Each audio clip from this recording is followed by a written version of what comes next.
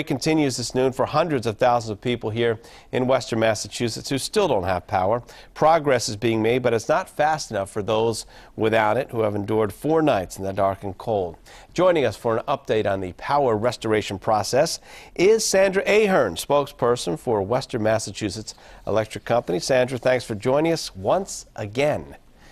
Good afternoon. Good afternoon. You have some better numbers to report for us. I know the number of customers affected is now down by it's down to 35%. So about what 78,000 customers have been restored. 76,000 customers remain without power. So you're about halfway there right now. We are about halfway there, and you were right in your initial comments. We understand that this is a hardship for our customers, and we're working as quickly and safely as we can to get the power back. We have 300 crews working today on restoration. We've energized about 90% of what we call the backbone of the system, the main lines. Today we'll complete that, and we're moving into the side streets and neighborhoods. So we should continue to make good progress, and we estimate that most customers will have their service back by Thursday. Some in the hardest hit areas of the greater Springfield area may stretch into Friday or Saturday, but we're doing everything we can to pull that in.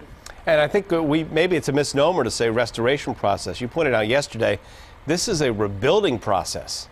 It really is. It's the damage to our system was so widespread, and it was not unlike what we saw last June in the Springfield tornado. So multiply that by all the towns that stretch from the Connecticut border along the Connecticut River to Vermont. So it was a huge undertaking.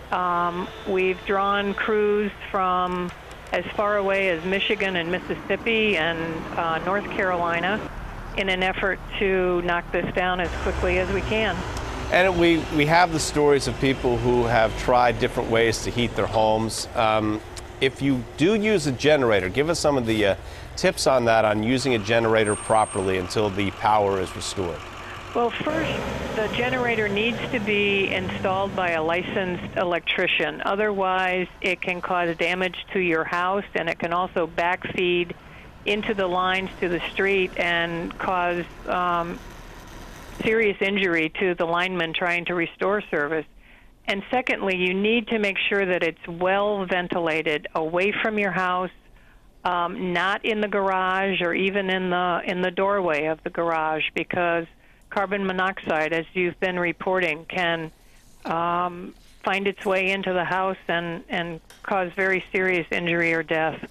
And Sandra, let's go over this again, because we talked about yesterday about disconnecting appliances so that when the power comes back on, there aren't problems. And there's a possibility that today there was a fire in Springfield on Lancashire Street, and right now the fire department believes it's possible that the power was out, it was restored overnight, and that's what may have started the fire.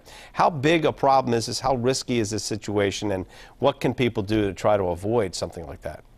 Well, surges like that are very rare, but it's always a good idea to unplug, if you're not using a generator, to unplug your major electronics like your computer, television, and in some cases, if you have a fairly new refrigerator, there's a lot of electronics in those panels as well. So unplug most of your appliances and leave one light on, if you can remember which way the switch was when the power went out, and so that you know when the power has been restored, and then plug everything back in. That is one way to do it, Sandra. You're right, and sometimes it's hard to remember which way the switch is, which one's on, which one's off. I know that's not an easy thing, and it's certainly a serious situation for everyone who has been out in the cold so long. Hopefully it's quick, and I know we're getting closer and closer to that moment when the power comes back on for just about everyone, so that definitely is good news. And you mentioned that it could be tomorrow where a lot of these places right off the main line would be seeing power. That's correct. And again, we completely understand how difficult this is on our customers, and we appreciate their patience. We know that it's wearing thin, and it's not just an inconvenience. It truly is a hardship, and that's why we've mobilized as many crews as we have to get things back as quickly as we can, and we really do appreciate their understanding.